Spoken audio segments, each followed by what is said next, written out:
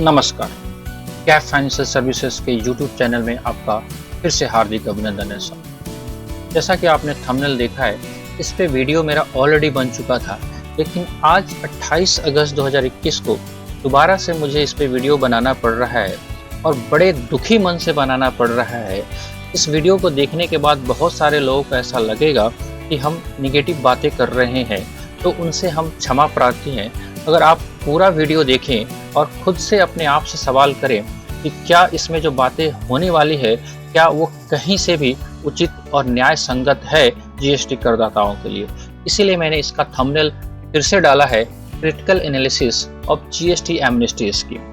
जैसा कि हम सब जानते हैं कि जीएसटी एमनेस्टी स्कीम जो लागू किया गया था, जिसमें जीएसटी के रिटर्न की लेट फीस को मिनिमाइज कर दिया गया था, जो कि इफेक्टिव हुआ था 1 जून 2021 से, और जिसका एंड डेट होने जा रहा है 31 अगस्त 2021 को।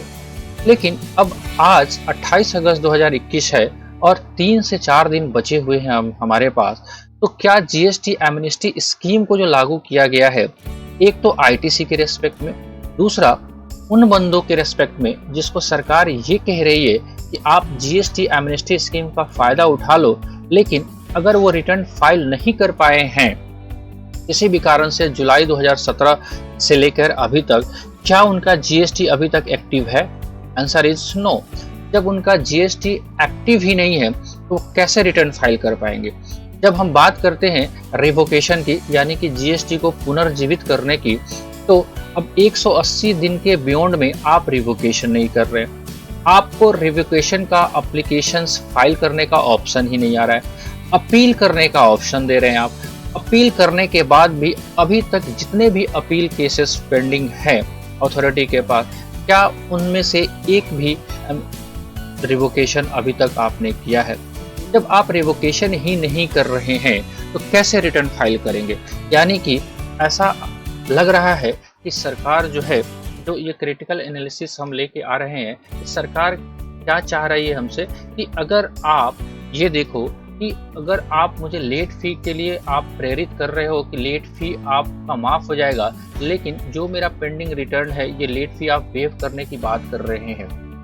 ठीक है, 31 अगस्त 2021 से पहले हम फाइल कर लिए तो, लेकिन जब मेरा जीएसटी एक्टिव ही नहीं है, मेरा जीएसटी कैंसिल हो चुका है और मैं उसे चाहता हूं कि एक्टिव करा के ये जो बेनिफिट है उसको मैं उठा लूं, जब एक्टिव ही नहीं होगा तो क्या मैं रिटर्न फाइल कर पाऊंगा?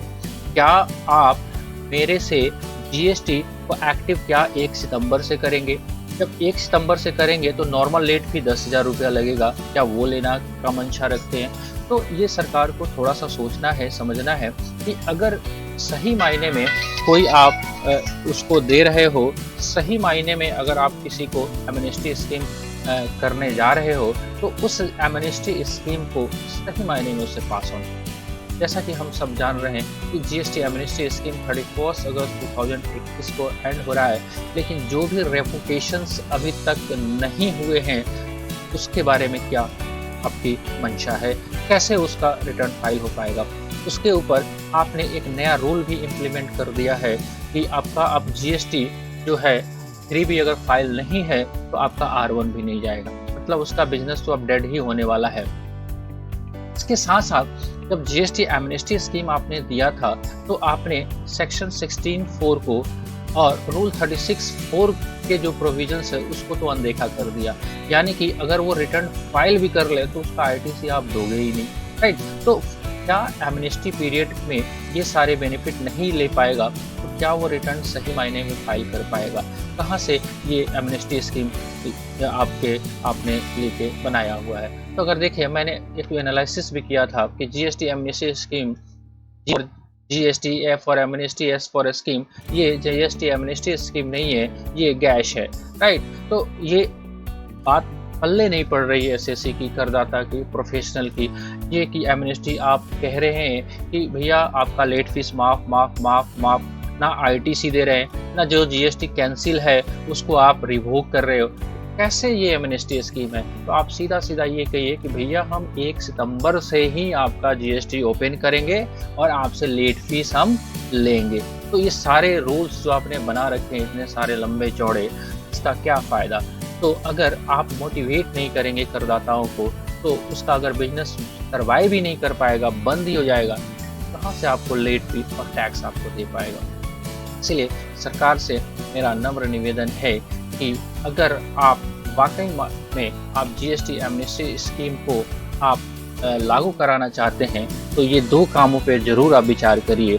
एक तो उस बंदे का आईटीसी अलाउ करिए, और दूसरा काम, जिन लोगों ने अगर काम नहीं भी किया है, जिनका नील रिटर्न है, आगे वो व्यापार करना चाहते हैं और वो चाहते हैं कि मेरा जीएसटी आगे प्रोसीड्स करे, तो उनको कम से कम उनका जीएसटी कैंसिल पड़ा है तो उनको पोर्टल पे अलाउ करिए कि उनका जीएसटी रिवोक हो जाए 31 अगस्त से पहले, ताकि वो अभी तक के रिटर्न को वो फाइल कर पाए। एक मेरा छोटा सा प्रयास क्रिटिकल एनालिसिस मैंने शुरुआत में ही माफ़ी मांगा था। जिन लोगों को अगर अच्छा नहीं लगेगा, ये वीडियो को एस्केप कर दीजिएगा या हमें माफ़ कर दीजिएगा।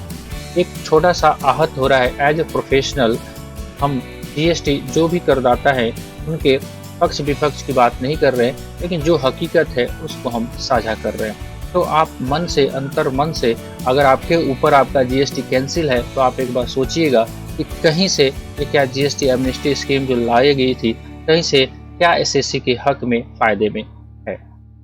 चलिए, तो देखते हैं, वेट करते हैं 31 अगस्त तक क्या इस पे कोई नोटिफिकेशन आती है, या हो सकता है सरकार एमनेस्टी स्कीम के पीरियड को भी वो एक्सटेंड कर दे, या ये भी हो सकता है कि वो लोग इसमें कुछ मॉडिफिकेशन नोटिफिकेशन के थ्रू करे। तो वेट करते हैं, जैसा ही कुछ अपडेट आएगा हम आपके लिए लेकर आएंगे। तब तक आप बने रहिए इस चैनल पे, मिलेंगे कुछ ऐसे ट्रिक्स और अपडेट के साथ जो कि आपके बिजनेस के लिए यूजफुल हो। तब तक के लिए मुझे इजाज़त दीजिए। जय हिंद, जय भारत।